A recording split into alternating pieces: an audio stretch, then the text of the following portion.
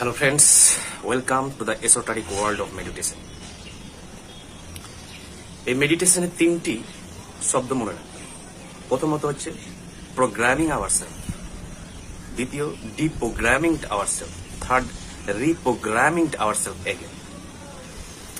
আর 5-6টি শব্দ: অ্যাওয়ারনেস, চেতনা, মন, দ্বিতীয় মন মাইন্ড, তৃতীয় চিন্তন থট, চতুর্থ স্মৃতি অর্থাৎ মেমোরি, অ্যান্ড পঞ্চম প্রতিবিম্ব বা ছবি বা অভিজ্ঞতা বা জ্ঞান।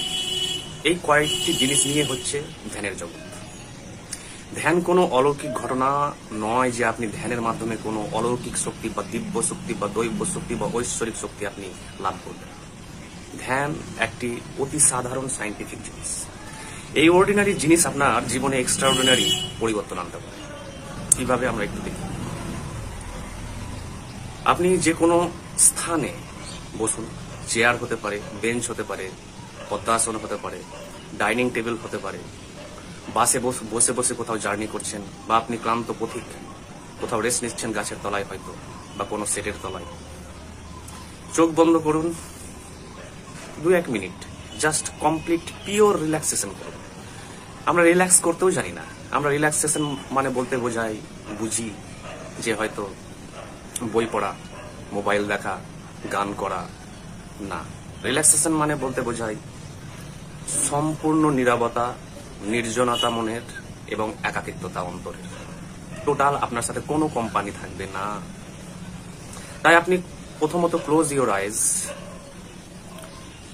চোখ বন্ধ, তারপরে চেতন হন এবং don't try to do anything when you are in silence. যখন নীরবে থাকবেন কোনো কিছু করার চেষ্টা করবেন না, ধ্যান করবেন না। ধ্যান এমন কিছু নয় যাকে করা যায়। ধ্যান হচ্ছে অ্যাকচুয়ালি বাস্তবে ডুইং নাথিং। ধ্যান মানে কিছুই না। চেতন হন মানে আপনি নীরব দ্রষ্টা। দেখবেন আপনার মনে অসংখ্য কোটি কোটি চিন্তা অতীত, বর্তমান, ভবিষ্যৎ থেকে হু হু করে প্লাবনের মতো বয়ে আসছে, সুনামের মতো আছড়ে পড়ছে আপনার মনে। আপনি কোনো চিন্তন বা স্মৃতি বা ছবি বা অভিজ্ঞতা বা আপনার জ্ঞানকে ধরে বিশ্লেষণ, মূল্যায়ন, বিচার, তুলনা, ব্যাখ্যা কিছুই করবেন না। আপনি একজন নীরব দ্রষ্টা। You are just a silent spectator or an observer or a seer. আপনি যদি আপনার শুধু ভূমিকা হচ্ছে দেখা, কোনো ব্যাখ্যার অধিকার নেই আপনার। দেখতে থাকুন। দেখতে থাকা মানে হচ্ছে চেতন হওয়া এবং কোনো চিন্তনের সাথে আপনার যতগুলো ছবি মাইন্ডে আসবে তাদের সাথে কোনো রকম ইন্টারফিয়ারেন্স না করা। তারা আসুক এবং যাক, চলে যাক। আপনার মন হচ্ছে একটি গেস্ট হাউস যেখানে অতিথিরা আসবেন এবং চলে যাবেন, কিন্তু সমস্ত অতিথি হচ্ছে ক্ষণস্থায়ী। সমস্ত ছবি, সমস্ত অভিজ্ঞতা, সমস্ত ব্যথা, বেদনা, আনন্দ সব হচ্ছে ক্ষণস্থায়ী অতিথি। আপনার মনের অতিথি সালাই।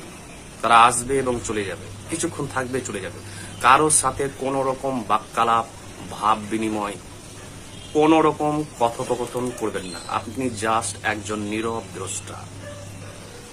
তাদের সম্বন্ধে চেতন হন। তারা আসবে, চলে যাবে, আসবে, চলে যাবে, আসবে, চলে যাবে। আস্তে আস্তে দেখবেন যে হাজার হাজার থেকে কমতে কমতে তাদের সংখ্যা ক্রমশ কমবে। কমতে কমতে কমতে 100, 50, 40, 30, 10 এবং আস্তে আস্তে দেখবেন 5-10টি চিন্তা থাকবে বা ছবি থাকবে। তাদের নিয়েও আপনি ভাববেন না, মূল্যায়ন করবেন না। Just relax. তাদের সম্বন্ধে আপনি চেতন হন, শুধু aware. Be aware of them, just don't interfere with them. তারপরে দেখবেন আস্তে আস্তে চিন্তনগুলি নিষ্ক্রিয় হয়ে যাচ্ছে, প্যাসিভ হয়ে যাচ্ছে, তাদের শক্তি হারিয়ে ফেলছে তারা। তারপর আস্তে আস্তে আস্তে যেমন দেখবেন যে ঘোলা জলে যেমন কাদা মাটি আস্তে আস্তে আস্তে জলের তলায় সেটেল ডাউন হয়ে যায়, তেমনি সমস্ত চিন্তন আস্তে আস্তে আস্তে আস্তে নিষ্ক্রিয় হয়ে সব আপনার চেতন সমুদ্রের তলায়, নদীর তলায় আস্তে আস্তে সব কাদা মাটি সব সেটেল হয়ে স্বচ্ছ হয়ে যাবে। এই স্বচ্ছতাই আপনাকে দেবে গভীর অন্তর্দৃষ্টি, গভীর উপলব্ধি, গভীর জ্ঞানের সন্ধান। কোথাও যদি নার্ভে ব্যথা হয়, কোথাও যদি কোষে কোথাও যদি নিউরনে কোথাও কিছু সমস্যা থাকে, আপনি তাকে নিয়ে চেতন হন। প্রতিটি কোষে কোষে, প্রতিটি নিউরনে, প্রতিটি নার্ভে পাঠান চেতনার আলো। আলোকিত করুন তাদেরকে, অর্থাৎ তাদের সম্বন্ধে চেতন হন শুধু। এবার দেখবেন যে আপনার মনে কিছুই নেই, শুধু উজ্জ্বল চেতনার আলো, আর কিছু নেই। আপনি জাস্ট শুধু একটি আলো, আর সেটি হচ্ছে চেতনা। আর এই স্তরটিকে সারা দিনে মেনটেন করার চেষ্টা করুন যখন যখন সময় পাবেন। এবং ধ্যান যদি করতে চান এবং এটি যদি ক্যারি অন করতে চান, কথা খুব জোরে বলবেন না সারাদিনে। কথা প্রয়োজন হলে বলবেন, অবশ্যই বলবেন, রেসপেক্টফুলি বলবেন, সবার সাথেই বলুন আপনার প্রয়োজন অনুযায়ী। কিন্তু খুব জোরে লাউডলি কথা বলা যাবে না, কারণ খুব জোরে কথা বললেই আপনি তাড়াহুড়ো করবেন, আপনি উত্তেজিত হবেন। আর এই অবস্থাতেই মানুষ সবচেয়ে বেশি ভুল করে। তারপরে আবার অনুতাপ, আবার অনুশোচনা, আবার পুনরায় সাজানো, বারবার মিস্টেক, বারবার রিফরমেশন।